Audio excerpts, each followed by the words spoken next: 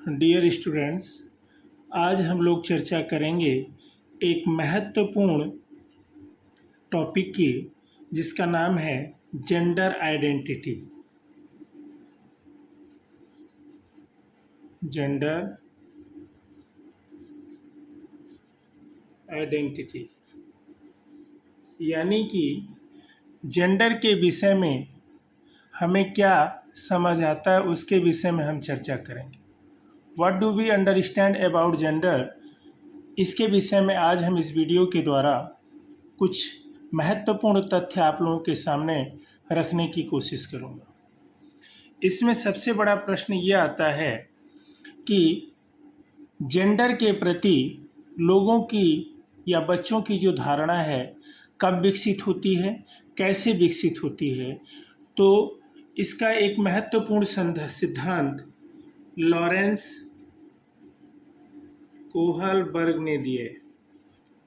Lawrence Kohlberg ने gender identity theory का प्रयोग किया है कि what is gender identity and how it develops in children. इन्होंने 1966 ईस्वी में ये सिद्धांत प्रस्तुत किया और इस सिद्धांत का शीर्षक था cognitive development about the gender. Cognitive development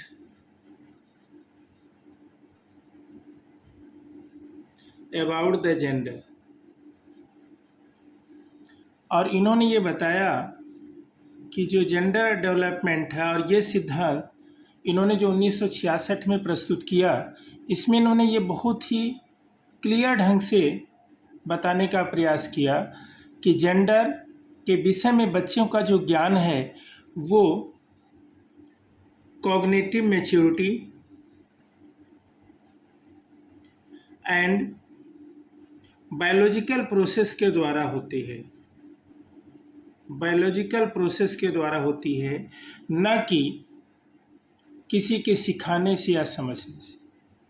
इस तरह से इन्होंने बताया कि जो जेंडर है, जेंडर के विषय में बच्चों का जो ज्ञान है वो 3 स्टेजेस में पूरा होता है। पहला स्टेज इन्होंने बताया, फर्स्ट स्टेज बताया, वो है जेंडर लेबलिंग।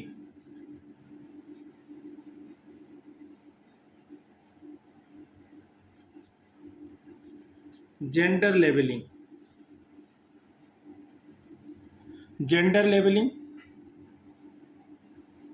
इन्होंने बताया। जेंडर लेबलिंग ये अवस्था है 2 से 3 वर्ष के बच्चों में शुरू हो जाती है।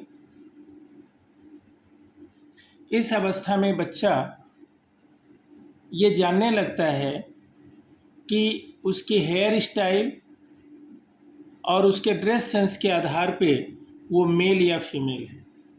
यानी मेल और फीमेल के विषय में उसको ज्ञान 2 से 3 वर्ष की अवस्था में हो जाता है, और उसको ये नहीं पता रहता कि ये जो जेंडर है ये पूरे जीवन चलता रहेगा।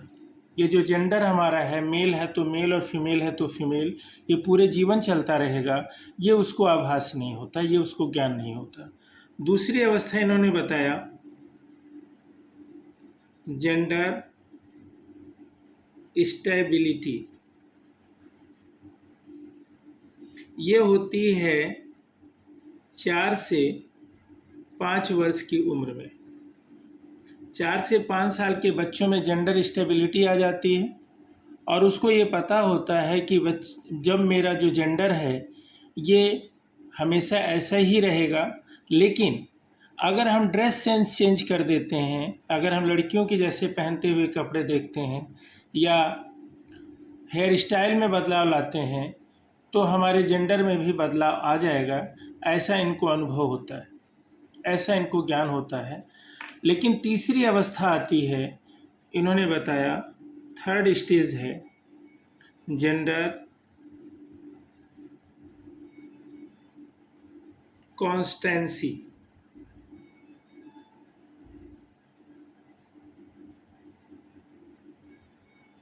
जेंडर कॉन्स्टेंसी ये उम्र है 6 से 7 वर्ष की अवस्था में।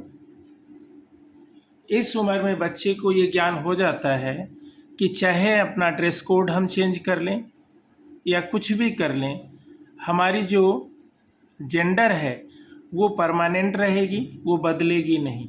यानी ड्रेस सेंस और हेयर स्टाइल बदलने से जेंडर नहीं बदलेगा, ये परमानेंट रहेगा, थ्रू आउट द लाइफ रहेगा।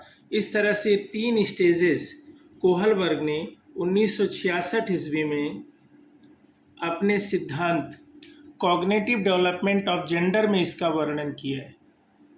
तो इस बार कई बार पेपर में आता है कि बच्चे के अंदर जेंडर की जो नॉलेज है वो कैसे कैसे डेवलप होती है और वो कितनी अवस्थाओं से होकर गुजरती है।